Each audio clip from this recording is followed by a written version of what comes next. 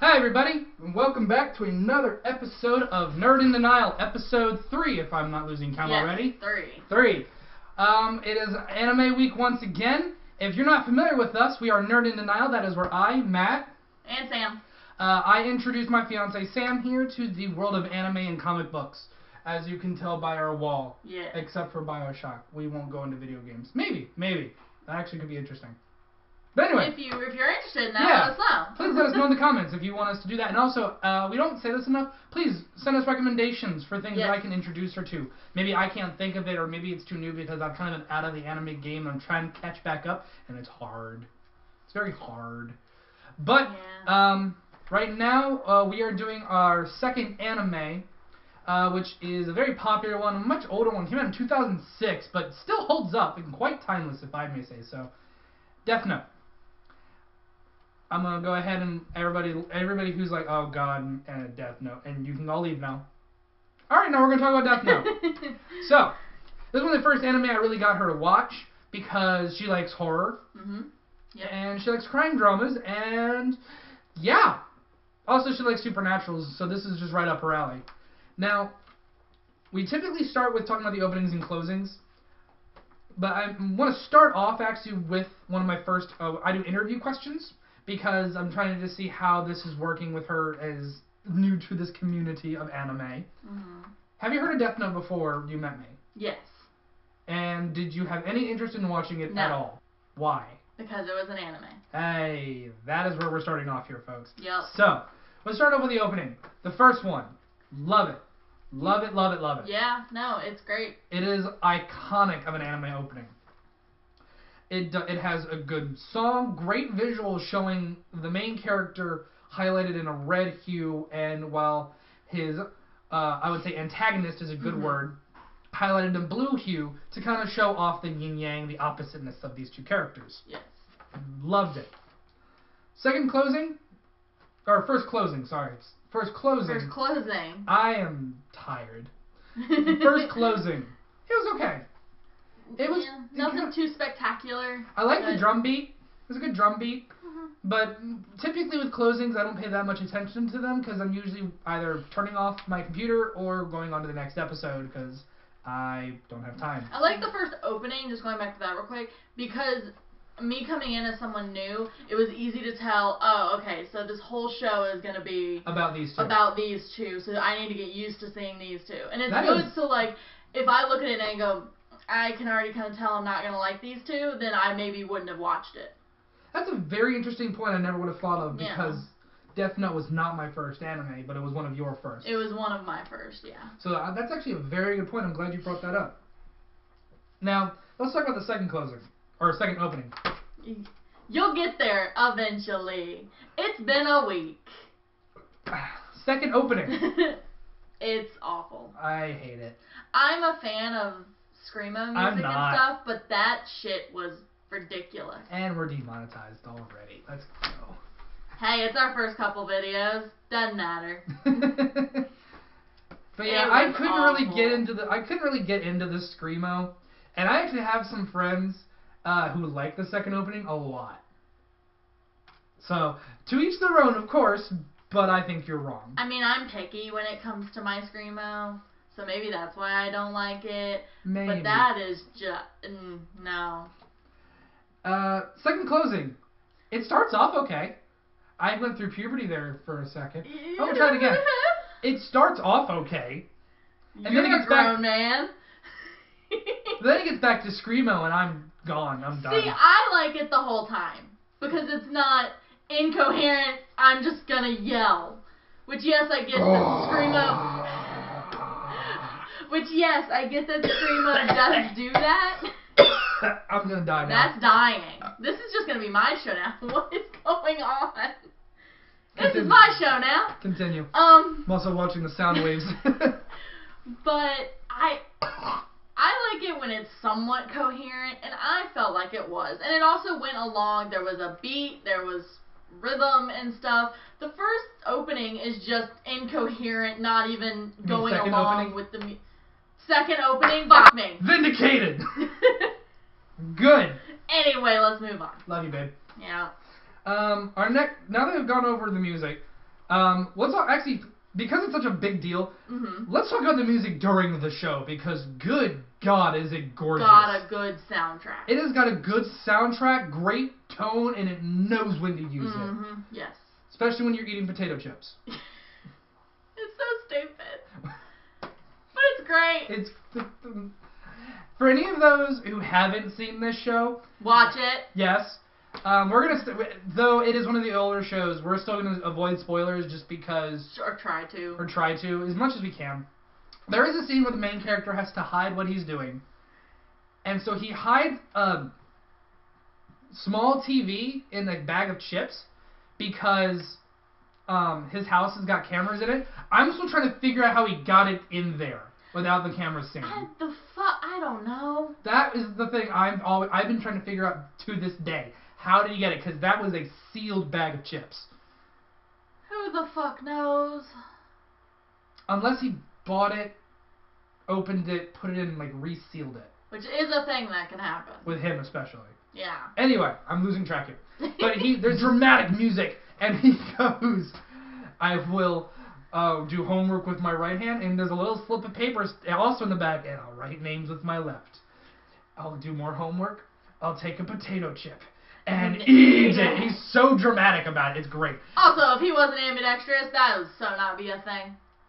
With him, I'm sure he's I'm just saying, bullshit. I write with my left hand, you ain't gonna be able to make that out at all. One, it's a supernatural notebook, so as long as it's somewhat legible, and two, I'm sure he's ambidextrous because it's... Ambidextrous? Just...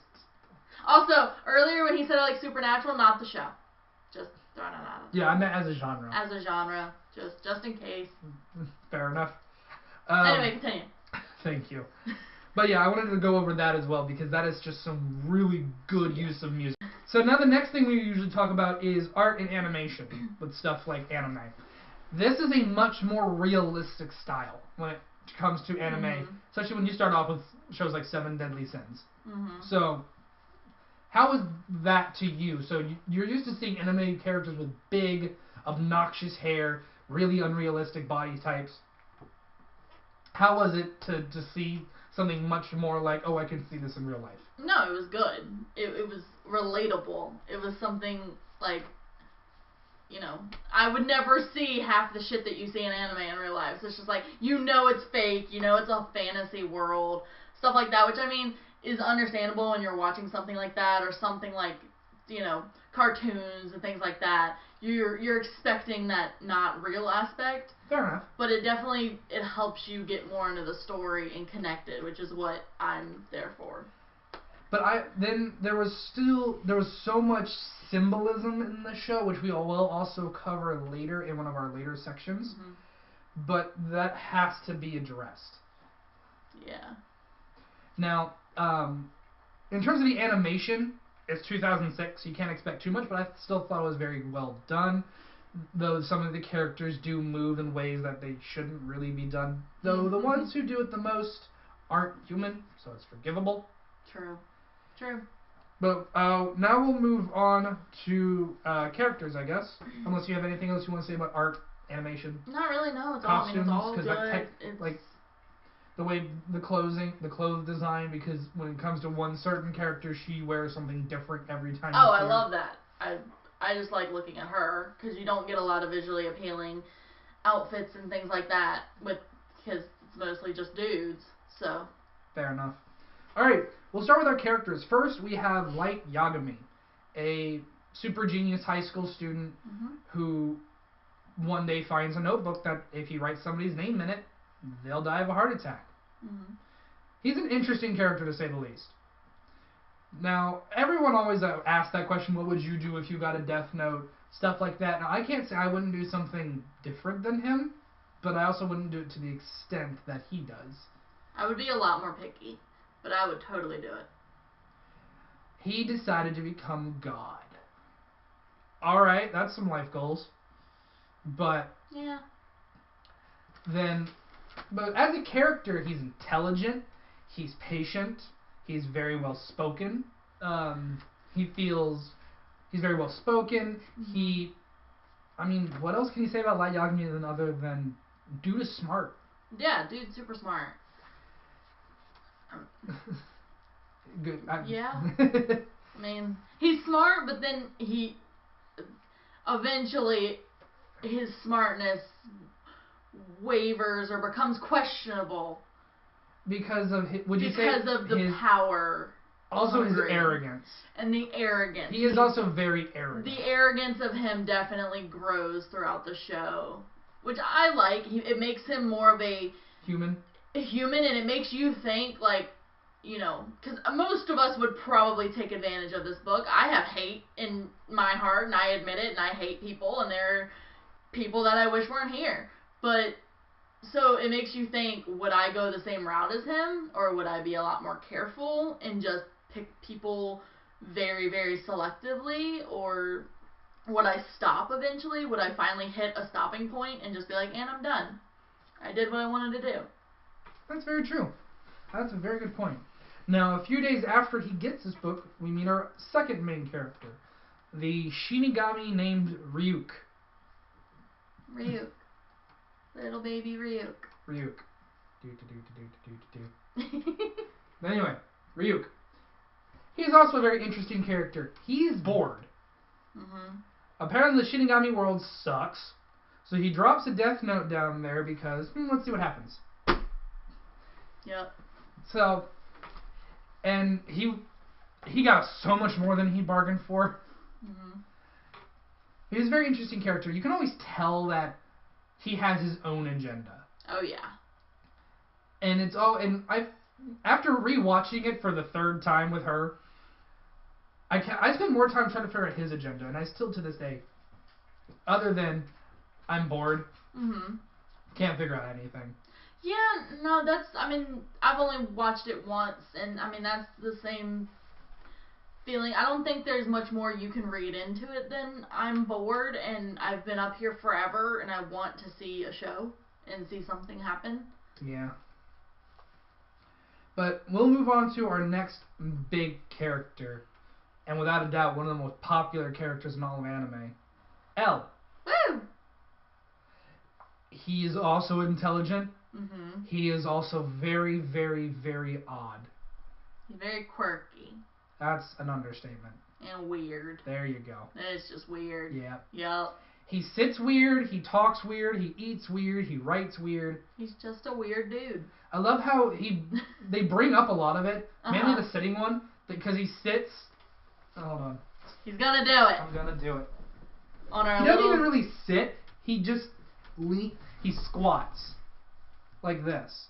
He's not really sitting. He's an owl. He's just like perching. And he says, if I sit like a normal person, my IQ will drop 40 points. Which is just an insult to everybody else. Pretty much, yeah. But then he has to write like this with a pen. The stupid... And hold a phone up. Oh my god. But it's still real... He's still a very interesting character. But again, he's also he's opposite. Mm-hmm. They're yin yang. They're the absolutely. same, but they're different. Yep. And it is the perfect thing. He's the world's smartest detective. He is asked by the Japanese police to assist with the murders of Kira, Light's alter ego, as the god of the new world, punishing criminals. Blah blah blah blah blah.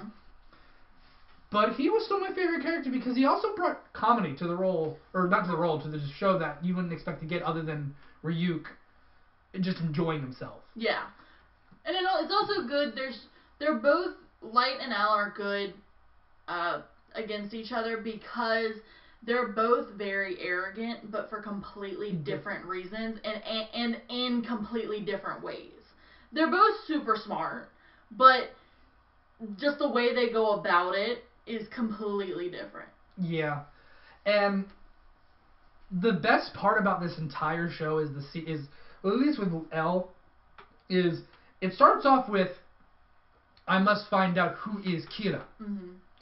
And then within 5 minutes or so, it's not, I must find out who is Kira. He knows who Kira is. He just has to prove it. Yep. And it's just amazing that he arrives to that. And it's less of a, what does this clue tell us?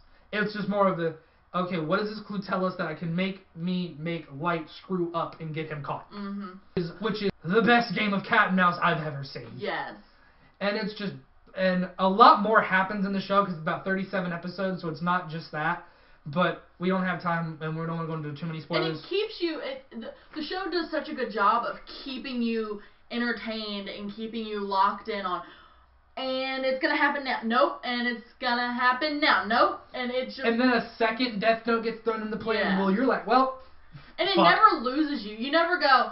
It's not gonna fucking happen. I'm done. Like it's. Or you never get lost. No, no. It does a very good job of making sure you are still okay in terms of caught up. This anime was one of my first animes, and it was such a good one for me to get into because it's such a simple story, and it has all these little deviations, but they're not super confusing. They relate back to the main storyline very well. It's not some...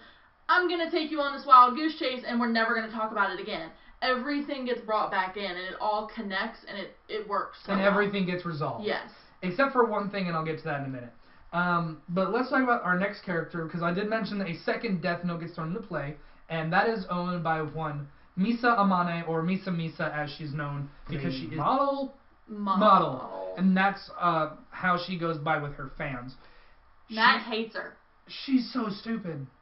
She is stupid.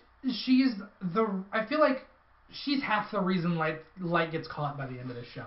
Spoiler. Shit. The spoiler alert! You should have known. If you've watched our first two videos, you know by now. We're terrible at this. We're awful people. But... she...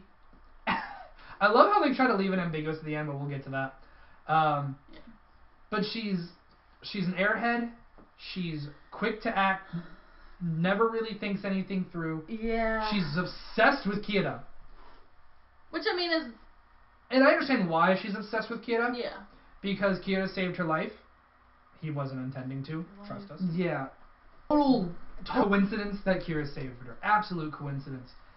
But she does bring things to the table that can help. The Shinigami eyes. Yeah. That's another thing. Would you have made that deal? For the Shinigami eyes. Half your lifespan. I don't think it's worth it. Yeah, I don't know, because I don't think... No, because I would have played that whole thing out differently. Because we wouldn't have needed to know... We wouldn't have... Everybody you would have used a note on, you know what they look like. Yeah, so I would have done what I needed to do and then stopped and been done. Yeah. But she is that wrench in the cog that throws everything out the moment she comes on screen. But she is still helpful as a catalyst. She's very good. I feel like that was her entire role, was a catalyst. Catalyst to force Light to have to rethink everything because now Elle's closing in because she's made so many mistakes. And all of that. So it really, she helped push the plot along. I understand that, but as a person, hate her. Hate her. I love I do like the pining after Light and Light being like, yeah, sure, no. And then just like the whole time of him just like playing her. I'll give that. That's nice to watch because you have those moments of like, dear God, this bitch needs to shut up. And then you get that vengeance of, fuck you. But, those are the like main characters that really matter. But we're going to go on to some important characters that were introduced very late, but help really wrap up the third act. And we're going to do them together. Okay. Nier and Mello. Elle's disciples who helped finally bring Kira, Light, to justice. Both also extremely intelligent, but both extremely Try again. I don't want to. And go. Both extremely intelligent, but each having their own issues. Nier is the most like Elle, but he doesn't really do emotion. He doesn't put what people would think or feel, mainly feel, into consideration when he makes his accusations, when he makes his plans. While Mello is the exact opposite. He is extremely emotional, to the point where he really can't keep them under control. Now, only together were they able to stop Kira.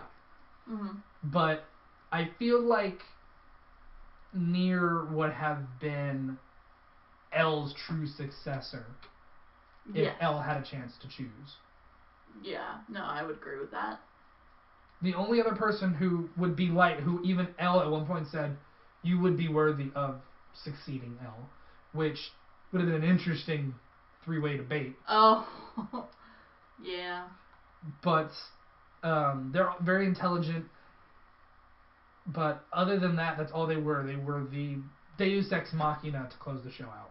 Yeah, and I didn't really like them. But that's just their characters. True. And they were just... And I got so connected to Elle at that point that I was just like, stop! Stop it! Fair enough. Don't hurt him. Yeah. Then they really hurt him. Oh. I'm sad now. Yeah. But this anime, while those are all like the main characters, this anime has one thing that's really going for it, which is a fantastic supporting cast. Mm-hmm. We have Light's dad, who is the chief of police, and that is another weird twist on his psyche, and I mean Light's psyche, that he lives in this house that is, law, where, police are the law, blah, blah, blah, blah, and he goes, nah, kill people. But then he also has access to that information. And seeing him he understands how they work and all of that. So it's a very nice twist. Mm-hmm. You have the entire task force, who I thought was very nice. You had the naive rookie. You had the vets, who were there to be as smart as Light's dad, but not have the bias of family, which was very helpful. You had Nier's task force. You had a bunch of people. The other Shinigami who were introduced. Watari, who was also... Just every character was memorable. I also love the fact of seeing Elle work with the police force and being like, yeah, it's Light. And then everyone on the police force having known Light since he was a little kid and being like, no, you're lying. That you've got to be wrong. And seeing that dynamic is good, too. And then watching each of them one by one going, okay, he might be right here. Yep. So, it's real interesting. Mm-hmm.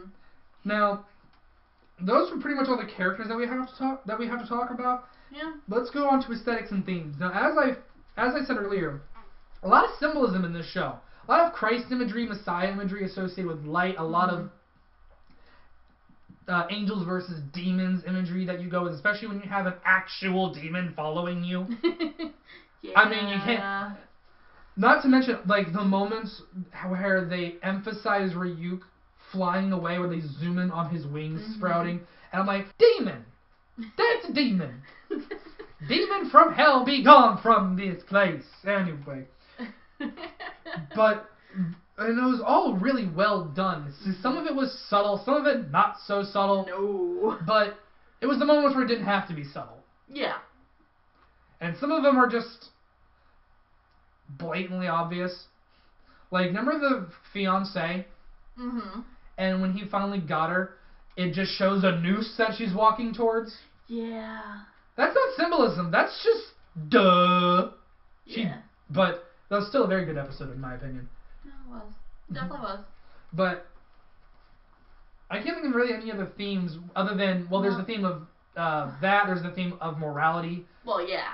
How far is too far, should you take the law into your own hands, all of that, which is all brilliantly discussed. Mm-hmm. The only thing I have a question is on this one random character who drives away in a red sports car into an intersection and gets gunned down by Kira supporting cops. Do you remember who I'm talking about? Vaguely. Apparently, I have not read the manga. Apparently, his name is Matt, I think, and he has a much bigger role. He's one of Mello's friends. Oh. So, apparently he's got a much bigger part, which I'm kind of curious about, because once again, haven't read the manga. But just how he just seemed kind of... That's my only complaint. He was shoehorned into this show. Yeah. And then immediately killed off. Sorry. But, I mean, it didn't ruin anything. No. It would have been nice to known that, but it also didn't make me go wait, what? Fair enough. But, with that, we kind of get to the plot. We have a main character who is deciding to kill criminals, and he is evading the police. Yep. With a supernatural notebook that kills people. Yep. The story writes itself. Oh, yeah. oh my god. Like, this was whoever came up with that idea, genius. Yep. Brilliant concept, brilliantly executed. Every twist and turn was very good pace, very well paced, because I know English. I am not having it today, apparently. But no, because everyone has that question of, if I could just take this person off the face of the planet, the world would be a better place. The world would be a better place. Everyone's had that thought. Even if you're like, I love everybody. No, you've had that thought at least once. The best part is, you may not remember this because you've only seen the movie once. There is, in The Dark Knight, this is really well done. You take someone who everyone else think is perfect. Like Yagami, perfect son, perfect student, perfect teenager, never got in trouble, goes to cram school to get better grades. But the moment you give him access to do something, like kill anybody you want, gone. They are tainted. They are destroyed. Their soul is blackened. The White Knight is no longer pure. Same thing is done with Harvey Dent in Dark Knight. They take everything away from him, but it's done differently. Because as you saw his fall from grace. Yes, I can vaguely remember. So I thought that was very well done. You could not have picked a better type of character to do that to. Because anybody else with flaws and all these characteristics, we would understand that they do that. But watching somebody go from perfect high school student to taking somebody who trusts them, adores them, worships them, and he kills them bare naked without a second thought, makes her kill herself and burn her body away because it serves his purpose. Jesus. It's a little sadistic. Yes. But now we have reached the kind of end of the review itself. One of the greatest anime I've ever watched. Highly recommend it. But we get to what I like to call the interview portion, where I like to kind of just pick her brain as somebody whose dog is scratching. Pick her brain as to somebody who's not used to anime and just kind of see. I asked you one of the questions already. Now that you've watched the show, do you understand why everyone's like, oh my god, death? Yes. And are you like, oh my god, death? No. Yes. Oh my god. I said that enough. I was, just for reference, I watched this years ago, probably, Death Note, like a year or so ago. Oh, you mean with me? Yeah. Yeah, it was me, like, between 6 Point is, we watched it before the Death Note movie. That was not my first introduction. We'll talk about that later if you want us to. But I just wanted to... I don't want to. I just wanted to make that apparent. I don't want to talk about it. That I watched Death Note a long time ago, enough to where I got very, very connected and invested in it. To the point where she hates the movie just as much as we do. So when the movie happened, I was why? Why would you do all of that? Don't worry, I'm going to make her watch Dragon Ball and then make her watch Dragon Ball Evolution because I'm a horrible person. Anyway, on to my last question. Who do you think was more in the right? Light or L? I'm bringing the big guns now. That's hard. Because I connect with both of them differently.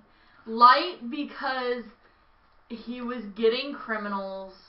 It's the mindset of people who are in prison. Why are we paying for murderers and rapists and people like that to be in prison off of our money when they could be killed? Because we're hoping for rehabilitation or they become, not a menace to society. It's that same argument pretty much. If you could take them off the face of the planet to get them to stop being evil or stop being bad and not overcrowd prisons and stuff, would you do it? I can see that. I can see the logic. And I would in certain cases. But then he goes to the line of killing CIA agents. That's where I become more on L's side of you took it too far. Because at that point he was covering up himself. He wasn't trying to protect, the common citizen. and, do good for society. At that point, he was covering himself because he got so invested in the power. So during the show, there's this shift of, okay, I get what he's doing. I get what Elle's doing. You may not agree with murdering people, but it's murdering bad people who are doing bad things. I get it. And then there's this shift of, oh shit, you took it too far, kid. Stop. So that's when Elle comes in, it's like, okay, he needs to be done now. I mean, damn. She took the words right out of my mouth. Damn. Yeah. But that's pretty much all I have to say, because you kind of took the words, again, right out of my mouth. Yeah. That's been another episode of Nerd in Denial. Thank you guys so much again for joining us. Please like, subscribe, go follow our brother channel, the TokuCast, on YouTube if you are interested in Super Sentai or Kamen Rider. If you don't know what that is, it's okay. I didn't either. If you like Power Rangers when you were growing up, it's where that came from. So definitely give that a look if you want to know. And go support us on our Patreon through the TokuCast if you can. We understand. Patreon.com/the-TokuCast. Link in the description. Yep. As always, I'll comment what Twitter, Nerd in Denial. Twitter @TokuCast. Always give us recommendations of what I should show her next. Absolutely. Oh. Dogs are done with the video now. But next week we're going back to superheroes, and this is technically a superhero, and I'm surprising her with this one. So it's a movie. Ooh. It's a movie. Oh no, don't go ooh. Oh. It's a movie. Came out recently. We bought it recently. Oh. I know what it is then. Sad. Dun dun dun dun dun dun. Bye everybody.